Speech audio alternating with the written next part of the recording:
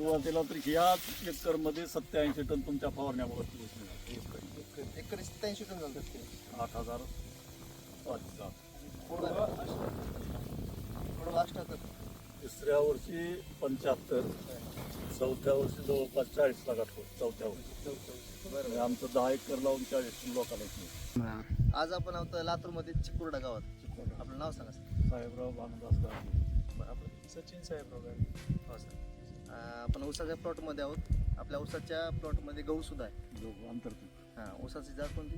15,006. हां, 3 महिने झाले. 3 महिने झाले. मग ही खतं वापरल्यापासून आपल्याला उत्पादनामध्ये वाढ होलेली आहे. तेव्हापासूनच उत्पन्नात वाढलंय म्हणून तर आम्ही हीच वापरायला होतो. चांगली गोष्ट आहे. आंब्याला काय प्रॉब्लेम होता म्हणलो अर्धा आंब्याला एवढा तर मोहर. 2 वर्ष अर्ध्यात आंब्याला आंबे लागत होते. यावर्षी पूर्ण गोष्टी पावणे लवकर झाल्या. सगळ्या आंब्याला तोरा. याचं 2 वर्ष अर्धाच यायचा.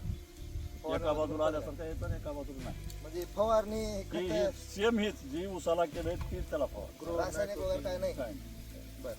आता तुमच्या भावाने जी प्लॉटमध्ये 3 महिने जी काय आपण खतं पाणी यूज केलं तर ते त्याचा रासायनिक केलेलं. रासायनिक जी काय म्हटलं ते आहे समोरच आहे. चला.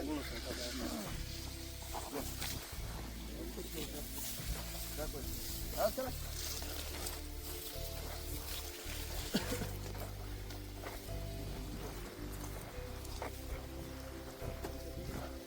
संपूर्ण प्लॉट दाखवा. इथं पण आपण फोटो पण बघू शकता. त्यांनी पण डोस निघाले त्यांचे बी कुठले हा हा कमी आहेत त्याच्यापेक्षा. तर यांच्यात आंतरपीक नाही विशेष म्हणजे. नाही याच्यात. झाले. 2 डोस झाले त्यांचे. रासायनिक. त्याच्यामध्ये भूमी पॉवर टाकले नाही. नाही काय नाही, chemical पूर्ण. जैविकचं काही तुमचे सगळे भाऊ आहेत. सख्खे भाऊ माझ्यापेक्षा वरचे. अच्छा लोकांच्या शेतात मारतील की असं. सर, आपलं प्रोफेशन काय होतं याच्या आधी? मी अगोदर आर्मीमध्ये होतो. आता रिटायर आहे. बरं मंथली पेमेंट 40,000 मिळते. बरं. त्या पैशाला जोडीदार म्हणून शेती करतो.